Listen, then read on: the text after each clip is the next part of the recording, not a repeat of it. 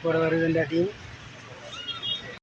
வாழச்சேனை பிரதேச சபைக்குட்பட்ட பகுதியிலே தொல்லியல் திணைக்களம் சில அறிவிப்பு பலகைகளை நாட்டிய வேளையிலே அவற்றை கலட்டி எறிந்தார்கள் என்ற குற்றச்சாட்டின் பேரிலே வாழச்சேனை பிரதேச சபை தவிசாளர், பிரதி தவிசாளர், உறுப்பினர்கள் அவர்கள் அப்படியாக அதனை அகற்றிய போது உடன் இருந்த இன்னொரு பெரியவர் ஆகியோர்களுக்கு எதிராக வாழச்சேனை போலீசார் வழக்கொன்றை தாக்கல் செய்திருந்தார்கள்.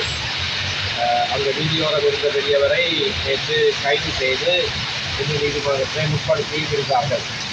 நீதிமன்றத்தில் இந்த வழக்கு வருகிறது என்று கேள்விப்பட்டு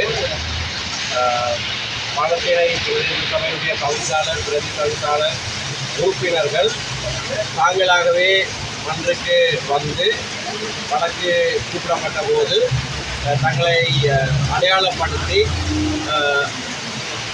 மன்றிலே முற்பட்டார்கள். இவர்கள் அனைவருக்கும் சார்பாக சக கணிச சட்டத்தரணிகளோடு நான் ஆஜராகியிருந்தேன். இந்த வழக்கிலே ஒரு வீட்டிலிருந்து அல்லது கட்டடத்திலிருந்து அல்லது ஒரு கப்பலிலே இருந்து ஏதாவது ஒரு பொருள் திருடப்பட்டால் அது ஒரு தண்டனைக்குரிய குற்றம் என்று இலங்கை தண்டனை சட்டக்கோவையின் 369வது பிரிவு சொல்லுகிறது. அந்த பிரிவின் கீழே தான் இந்த வழக்கு தாக்கல் செய்யப்பட்டுள்ளது. இரண்டாவதாக 410, 417 என்கின்ற பிரிவுகளும் போலீசாருடைய அறிக்கையிலே காட்டப்பட்டிருக்கிறது.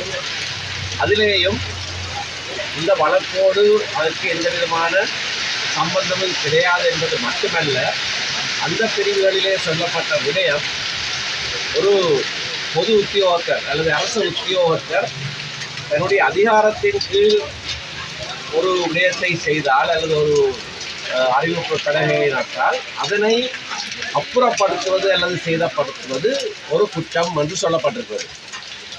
மன்றிலே இந்த சந்தேக நபர்கள் சார்பிலே விடயங்களை முன்வைத்த போது நான் சுட்டிக்காட்டியது, திருடப்பட்டது என்பது எந்த காலத்திலேயும் இங்கே நிலைநிறுத்தப்பட முடியாதது. ஏனென்றால் இது வீதியிலே இருந்து திருடப்பட்டதாகத்தான் போலீசார் சொல்லுகிறார்கள். சட்டத்திலே அந்த பிரிவிலே அப்படியாக சொல்லப்பட்டிருக்கவில்லை. ஒரு வீட்டிலே இருந்து அல்லது ஒரு கட்டடத்திலே இருந்து அல்லது ஒரு கப்பலிலே இருந்து திருடப்பட்டதாக இருக்கவர். ஆகவே அது பொருத்தமற்ற ஒரு குற்றச்சாட்டு. அடுத்த குற்றச்சாட்டும் கூட ஒரு அதிகாரத்தின் கீழே செய்யப்பட்ட ஒரு சம்பவமாக இருக்க வேண்டும். இந்த விடய தொடர்பாக பிரதேச சபை சட்டம் 1987ஆம் ஆண்டு 15ஆம் இலக்க பிரதேச சபை சட்டத்திலே ஒரு குறித்த பகுதியிலே 21ஆம் பிரிவிலே இருந்து ஆரம்பிக்கிற பகுதியிலே இந்த பிரதேச சபைகளுக்கான அதிகாரங்கள், தத்துவங்கள் பாகம் 3லே சொல்லப்பட்டிருப்பது. அதிலே பொது வழிகள் பற்றிய தத்துவங்களும் கடமைகளும் என்று சொல்லப்பட்டிருக்கிறது. பொது வழிகள், வீதி ஒரு பொது வழி. ஆகவே வீதி போன்ற பொது வழிகளிலே யாருக்கு அதிகாரம் சட்டத்தினாலே கொடுக்கப்பட்டிருக்கிறது என்று பார்த்தால் அது அந்த பிரதேச சபை, அந்த உள்ளூராட்சி மன்றத்துக்குத்தான் அந்த அதிகாரம் கொடுக்கப்பட்டிருக்கிறது. ஆகவே தவிசாளர் அந்த சபையினுடைய பிரதான நிறைவேற்று உத்தியோகத்தர். சட்டத்தினாலே கொடுக்கப்பட்ட அதிகாரத்தை உடையவர் அந்த அதிகாரத்தின் கீழே செய்யப்பட்ட ஒரு சம்பவத்தை அகற்றினார் என்று எக்காலத்திலேயும் ஒரு குற்றச்சாட்டை முன்வைக்க முடியாது. ஏனென்றால் அதனை அந்த குறியீட்டை அல்லது ஒரு பேர்பலகையை நடுவதற்கான அதிகாரம் உள்ளாட்சி மன்றத்துக்கு தான் கொடுக்கப்பட்டிருக்கிறது, வேறவருக்கும் அல்ல. ஆகையினாலே உள்ளூராட்சி மன்றத்தினுடைய நிறைவேற்று அதிகாரி அந்த குற்றத்தை செய்தார் என்று சொல்லவே முடியாது. இருப்பினும் உள்ளூராட்சி மன்றத்தினுடைய அனுமதியை பெற்றுத்தான் தொல்லியல் திணைக்களம் ஏதாவது ஒரு அறிவிப்பு பலகையை நட முடியும் என்பதை சுட்டிக்காட்டிய போது மன்று தொல்லியல் திணைக்கள அதிகாரிகள், அவர்கள்தான் முறைப்பாட்டாளர்கள், அவர்களிடத்திலே வினவின போது அவர்கள் தாங்கள் முறையாக அனுமதியை கோருவதற்கு இணங்கினார்கள்.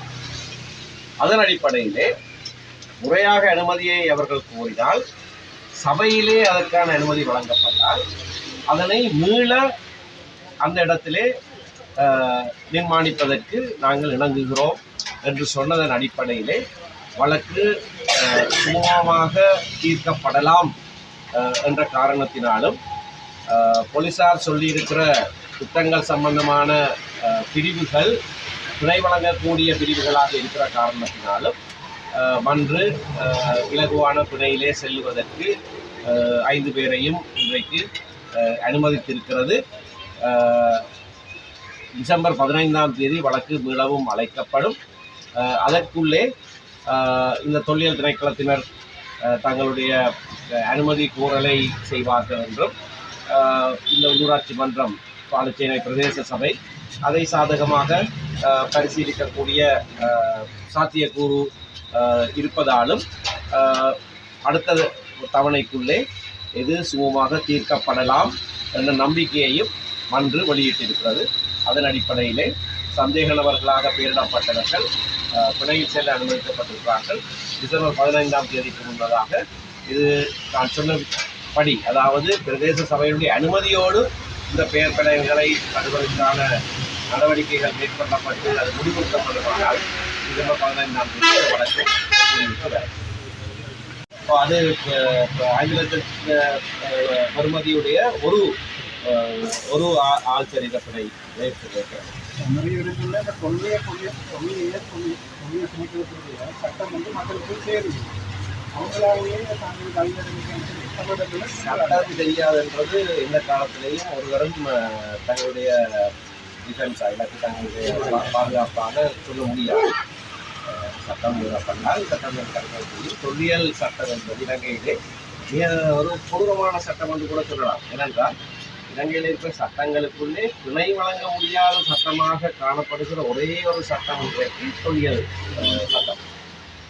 மற்ற எல்லா சட்டங்களுக்கும் பயங்கரவாத தடுப்பு சட்டத்தை கூட துணை வழங்கலாம். ஆனால் தொல்லியல் சட்டத்தை கூட துணை வழங்க முடியாத ஒரு நீதிமன்ற தீர்ப்பு கூட இருக்குது.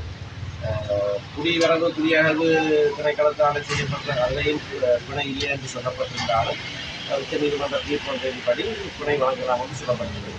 ஆனால் தொல்லியல் சட்டத்தை பொறுத்தவரையிலே அப்படியாக துணை வழங்கலாம் என்று ஒரு நீதிமன்ற தீர்ப்பு கூட கிடையாது. ஆகையினாலே அது வந்து கடுமையான சட்டமாக இன்றைக்கு காணப்படுகிறது.